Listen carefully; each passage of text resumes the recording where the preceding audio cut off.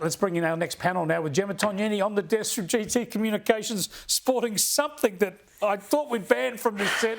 And Kristy McSweeney, Managing Director of PR Counsel in Melbourne. Good to talk to you too, Kristy. You're at the site of the looming grand final. I thought the Adelaide Crows mug was the only bit of sporting paraphernalia allowed here, but we've got to indulge your grand final. Special occasion. Yeah, well, good luck. It might be a once in a lifetime. And you're off to the G? I'm off to the G on Saturday. It's an absolute. I am pinching myself with excitement. Have you been to a grand final before? Oh man, you're going to love it. You are going to love it. I'll do my best not to get arrested. I'll be glued to the TV rooting for Brisbane. Ich bin ein Brisbaner, Queenslander. Now, let's get on to the immigration debate. I think this is fascinating. The coalition coming out strongly, Kristy. You sense a real lot of momentum about this is a big issue for the country, but they're going to make it a political issue, as they should, because really the vast numbers of students coming into higher education in the country have become a backdoor way to boost immigration numbers, haven't they? Look, we've had a conversation in this country for a very long time around the integrity of issuing student visas and, of course, the integrity of the academic excellence that goes on at universities among some international students. The universities waged a war with the coalition government, and we can see now that Labor hasn't particularly been paying attention to it. I think Dan Tina said there's more than about 100,000 more student visas under Labor than there were under the coalition, and over 100,000 more of these COVID visas as well that he wants to have some significant integrity around.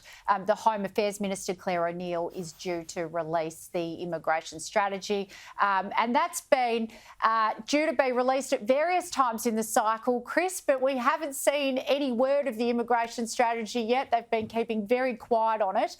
Because it is a difficult issue for Labor with universities. But I will say this, the coalition well knows that if you reduce the intake of foreign students coming into Australia, you reduce the incentive of the property industry to build apartment stock. That's the bulk of who buys them here, and particularly in Victoria. There is an oversupply, but it does disincentivise the property industry to build homes. So there's more nuanced argument to this than meets the eye about home ownership and immigration. And Gemma, also the education sector is so good for our economy. It's one of our biggest export earners, so why wouldn't you be offering education?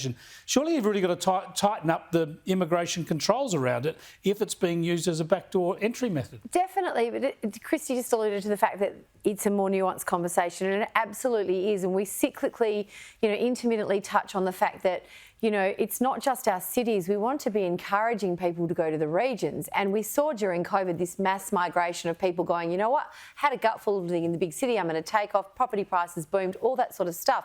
I mean, my own family being a migrant family, my dad and his sister came to Australia on a boat when they were 10, 12 and 9 respectively. And they weren't given a choice, and that was a different time, right? But they had to do a period of time in regional Australia. And can I say, what is bad about that? What is bad about that? You can go, there are parts of regional Australia crying out for people to come and build into those communities. In many cases, people fall in love with it and stay. Why wouldn't they? But it also then there's that delicate balance around making sure that there are the hospitals and the schools and all of that sort of stuff. So, I don't think it's definitely not as paint by numbers as we're being led to believe. Big Australia, lots of migrants, she'll be right. It's absolutely not that simple. Yeah, we'll see. We'll see what Labor's going to do about it, but it's a pretty difficult one to manage and pretty important for the country.